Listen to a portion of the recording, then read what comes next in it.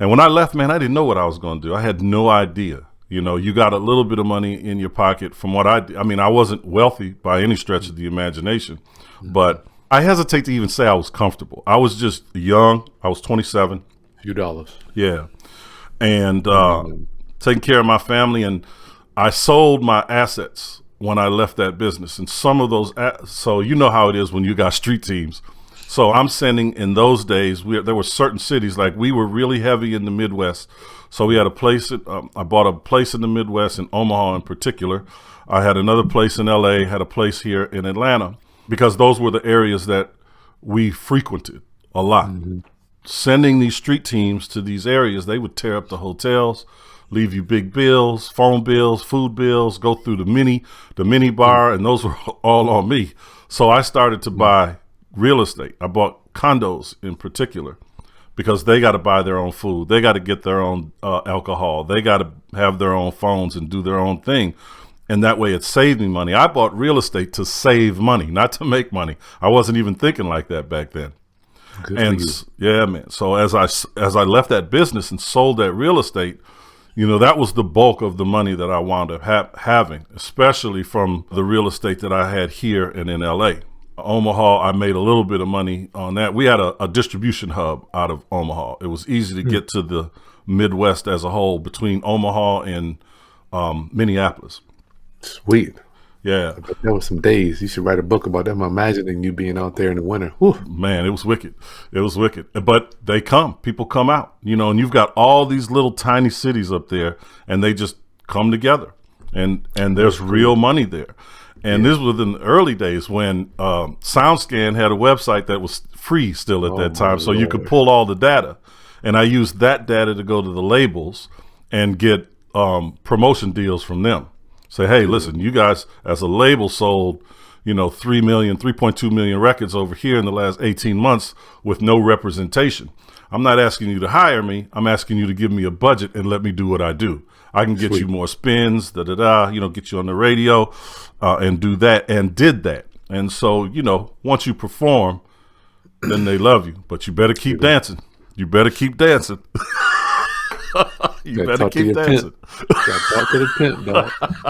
It's the truth. It is the truth. It absolutely is the truth, no matter what level you're playing on. You know, so I sold that real estate. And then I sat around for a while trying to figure out, okay, what am I going to do? How am I going to earn my way through this life? I have no idea what I'm going to do. And I had an epiphany one day, and it was like, hey, listen, I made money on real estate by accident. What would happen in my life if I put forth a little effort? So then I began to put forth the effort. And I wish that I could sit here and tell you that it was a simple and easy transition, but it wasn't. You know, it took me literally 2.5 years before I made any real money. And that was because I decided to go at it by myself. I tried to, you know, do it all alone. And I made every mistake that you could possibly think of. You know, a lot of people out here talking about real estate or teaching more specifically about real estate like to tell you never had any losses. You know, they didn't lose any money. They didn't make these mistakes. You know, they want to tell you that, but the reality of it is you can't learn this without making some mistakes. Now, you can shorten the learning curve by getting some help. You can speed up the process even by getting some help. And it wasn't until I did that everything turned around. Now, I was literate in the business. I can have a conversation with you.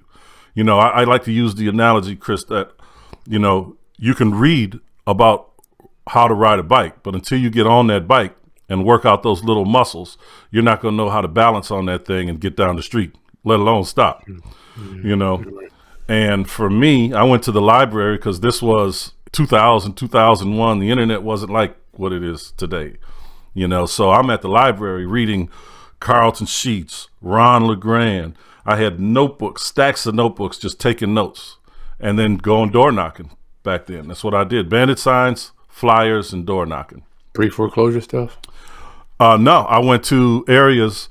Who was it? I want to believe it was Carlton Sheets that said, you know, go to the city or county meetings that they have once a month and see where the change is coming and go there. Yeah. So that's what I did back then.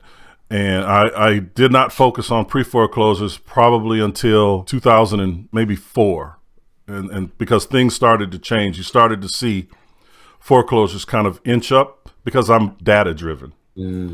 So I'm looking at all this stuff and I'm saying, okay, there was an area here called the West End, and there was a lot of opportunity, but there was a ton of fraud going on. So I stayed away. A lot of straw buyers back then. I stayed away from there and had to identify other areas. And in identifying those other areas, I was in the blue ocean, man. Good for you. I was in the blue ocean, and no one else wanted to be there. In fact, no one was going to these community meetings that I knew, that I could recognize. So I didn't have the money, but I had a private lender. And so I went to him and said, hey, this zip code, this area, here's what they're doing. We need to get ready. Can we work together? Can we work together? What can you put in here? And he said, okay. He looked at it. He took the information. He said, okay, Miles, I'm not going to partner with you, but I'm going to partner with you. Because ultimately I wanted to go 50-50. And he was like, nah. That's still a good deal for him, 50-50. I put up the money if you do all the work. Yeah, and I was doing it all. So I went out there and started to do at the time, and this was really the defining moment in my real estate career. At the time, prior to that, I was probably doing 7, 8, maybe 10 deals a month wholesaling, which by any stretch of the imagination is good. Yeah, that is a lot of deals. But when there's no competition, and at the time you can buy houses for $35,000, $40,000, and it's cash today, or as fast as the title clears anyway. Man, I went from 7 to 8 deals a month to 25, 30 deals a month. Holy cow. in one city. And then it amazing. just went on forever after that. And that was the defining moment. That was the changing for me. That's when I really began to dig deep into, okay, what's next? Because this isn't going to last forever. And I'm not going to necessarily find tomorrow another neighborhood, another zip code, another opportunity exactly like this. So I'm going to need to figure out how to diversify. And that's when everything else came in for me. How about you? That's cool. What in particular, what you mean? Like when you decided, like what was the moment for you where you said, I'm going to do real estate? You know, the light bulb went off and you said, like that moment, not I'm doing it, but that moment that you said, hey, I'm going to do real estate. I got you. Yeah. So I was in the music business. Obviously, I had made tons of money. I mean, our publishing checks were six figures every 6 months because they pay you. The publishing comes in. Right. I thought I was good. I thought I had made it. I think us being an immature culture don't necessarily understand how money works. So if you get $100,000, you think you made it. Now I look at $100,000, it's almost like 10 grand. You know, it's like, I mean, shit. As my wife says, what you want me to do with that? We want to do with that. So it's like now, like, you know, we're dealing with millions of dollars.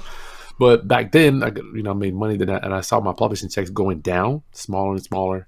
I'm like, I got to do something. I got to get another hit. Only way you make money in the music business when you are a producer / engineer is if you got a hit record, and everybody wants a hit record. And I'm on EMI, so I'm competing with Pharrell.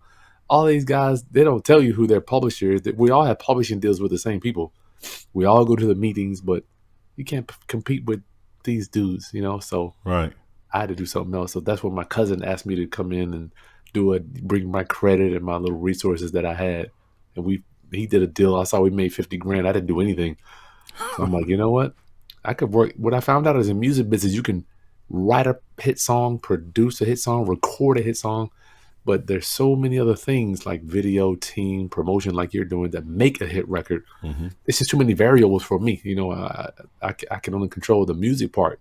And then when I found that out, I'm like, you know what? I'm done. Why would I spend my life making great music that would maybe never see the light of day? That's right. And so once that happened for you, you made 50,000 with your cousin, or collectively you guys made 50,000. Yeah. And then it was, what's next? I mean, how did you progress? Did you do fix and flips? Did you get into wholesaling? I mean, what was your area of focus when you realized? Because what you're doing now, you know, what we're doing now, in all honesty, is a very specialized aspect of real estate. Oh yeah, shouldn't be, but it is. Yeah, it's very specialized, and on the lower level and all the way on the higher end. I learned it from the top down. I learned it from master leases, doing some stuff in New York with my mentor. And I was like, what's a master lease? This was many years ago. And so I learned it from the top down and was like, oh, so this is applicable here. I can do it this way. Oh, I'm only limited to my own imagination. Oh yeah, Yeah. let me dream. Let me dream bigger. And then for me, that's what it was. But I went into wholesaling because I had already blown through my money when it was gone. And wholesaling was the only option that I had, seemingly, at the time. Again, you're only limited to your imagination, what you can think of. It's And I true. wasn't thinking big enough. I was thinking, get the money, go buy a house, fix and flip that house, and then go on to the next and the next and the next. So for me, it went from the epiphany to wholesaling, and then slowly built from there. And when I say slowly, I'm talking about everything inside that 2.5 years. But once I busted out of that 2.5 years, the entire world seemed to open up, the real estate world, that is. And I began to Good. make deals with builders that were in trouble, doing a pre-foreclosure stuff. And you were in it, of course, when you remember when they put if you bought a property, you had to wait 90 days before you sell it. The seasoning, The yeah. seasoning Deed rule. restrictions. Yeah. So then I got into trusts, estate planning, and using those tools as an effort to get ahead or over or past, around, however, getting past that obstacle. And that was the tool that I used back then to get past that obstacle. And again, we were doing deals that other people couldn't do simply because we knew of a process, a legal process that everyone else was overlooking. There's something in it. And It's really amazing. it is.